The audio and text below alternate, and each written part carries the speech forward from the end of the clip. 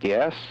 Now, was it through working with Harriman that you became introduced to John Kennedy? Is that how that happened? No, that was an interesting thing. I had about 20 people tell me that they had spoken to John Kennedy about me. Yes. And I think 18 of them probably stretched it a wee bit.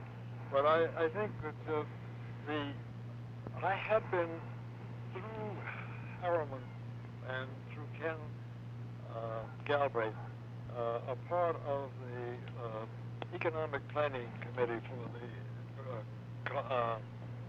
for the National Democratic Committee, and worked with them and one or two of the people who came into the Kennedy administration with that. Joe Fowler, who was Secretary of Treasury, and so forth. And what happened was that Kennedy had wanted to bring in a black member either of the cabinet or a high appointment. And he had first thought of Bill Dawson, who was a congressman from Chicago.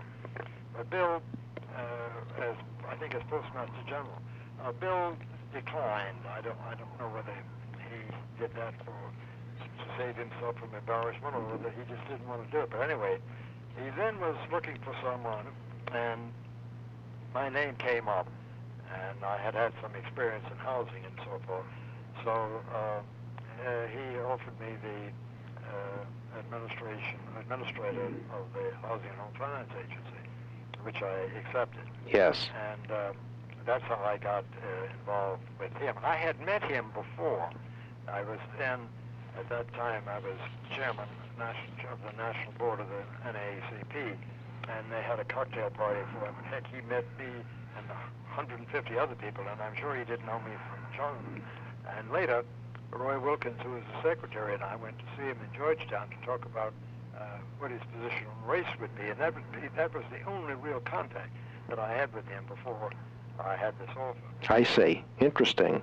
But he had a very, very good group of talent seekers. And I remember when I went down to Washington and trying to fill in the top spots in the agency, they had names and I had names, and it was very lucky for me, about 80% of the names were in both lists, so that I was able to get who I wanted and they were able to get who they wanted. Yes. He was working with him was a very interesting experience, because I've never seen a man who could use his staff as well as he could use his staff. Yes. And nor have I ever seen a man who, I talked to him about a half hour before he announced the press conference in Palm Beach, and he listened very intently. And in 15 minutes he said what I had taken a half hour to say to him, and I'm sure he forgot every word of it once it got out of his lips. Yes. But it was remarkable feat. He was a very intelligent man, wasn't he? Yes, very, very. Yes. And a very, very charming and delightful personality. And those press conferences he used to have from the Department of State were just a joy to hear. Yes, his wit was tremendous, and. I remember when he was trying to get his department of, was calling it Urban Affairs, and somebody made a crack about, well, you talk about having something to do with affairs. He said, well, hell, you wouldn't have it any place but in an urban place. And he should know. Yes. Now, what happened, Dr. Weaver, when Kennedy wanted to raise your position to cabinet level? How was that received? Well, there were two problems there. There was a great deal of opposition in the Congress to that. Yes. The Republicans wanted to have a person in the White House to handle that, to coordinate. Yes. Although Rockefeller, who espoused that, had formally been advocating a Department of Urban Affairs. And the president didn't handle that too well.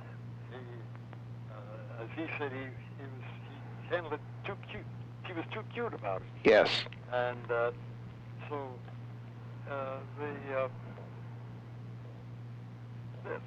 after the House had failed to go along with it, tried to get it through the Senate, and then it had to go through Roberts, the senator from Arkansas. I've forgotten what his name is. He'd been there God knows how long. And he didn't like the idea. He didn't like the idea of my possibly getting it, and he just was against it. I see. And Kennedy lost that.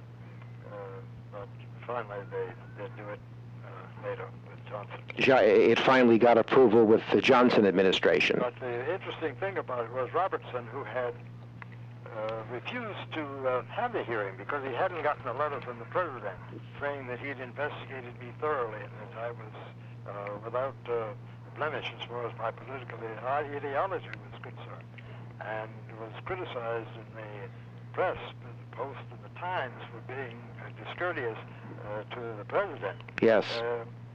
Just adjourned the thing until the letter came. Then the letter did come. And when I went up for confirmation for the secretaryship, he was the first one to say that he was glad to say that he thought I would discriminate, or I didn't discriminate. So it went unanimously through on that second go-round. Yes. So how long, if I remember, Kennedy first proposed it in March of '61, and no. It was. Let's see how long it took to get cabinet level. Well, it was later than March. It was later in '61. It was later. And it came through in '65. Ah, so it took roughly 4 years. Huh, boy, oh boy. But So, that was a very, very interesting time because the pressures on the president were very great at that time, and he had gotten the dog by the tail. He couldn't let him go. yes.